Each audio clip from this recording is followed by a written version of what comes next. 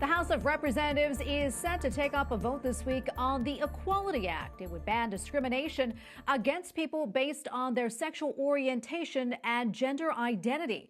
President Biden supports the bill, writing in a statement last week in part, quote, "The Equality Act provides long overdue federal civil rights protections on the basis of sexual orientation and gender identity, locking in critical safeguards in our housing, education, public services, and lending systems, and codifying the courage and resilience of the LGBTQ plus movement into enduring law." Joining us now is Emilie Kao, director of the Devos Center for Religion and Civil Society at the Heritage Foundation. Emilie, welcome. Thank you so much for being here. Now, first off, I want to get your take on the Equality Act. What concerns do you have about it, in particular when it comes to our children and their education? Well, thank you so much.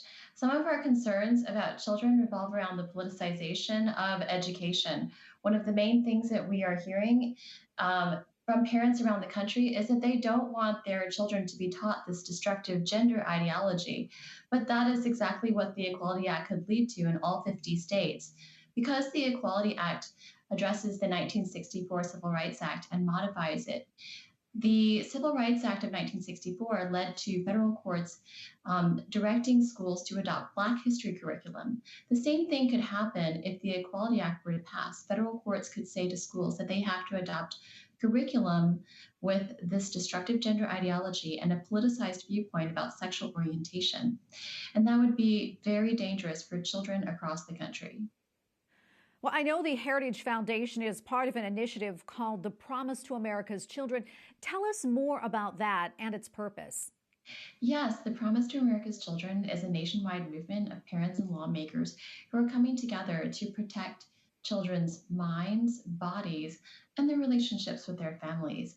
The Promise lays out 10 principles of how children can be protected from the sexualization that we see in our culture, but also the sexualization that we see coming from laws and policies like the Equality Act. And it has received tremendous support from parents across the country.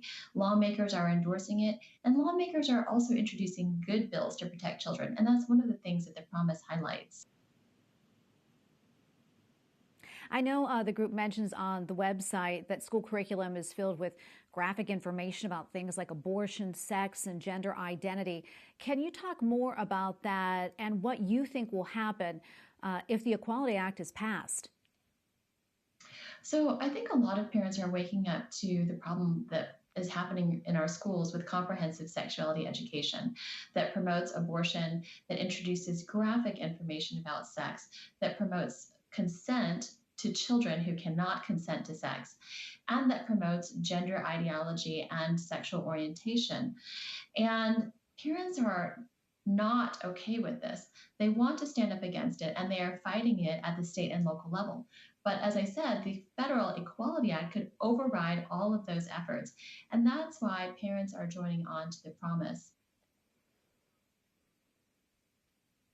And Emilie, we have about a minute left, but quickly, tell us what Promise to America's Children, is doing really to protect children and what we as parents can do as well.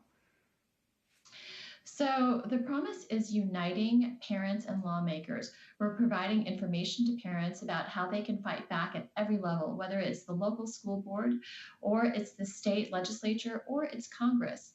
And we're also working with lawmakers to help highlight the good bills that they are enacting that hopefully will pass, that protect children's minds, bodies, and the relationships with their parents. Emilie, thank you so much for joining us today. We really appreciate it. Emilie Kao with the Heritage Foundation. Thank you again. Thank you.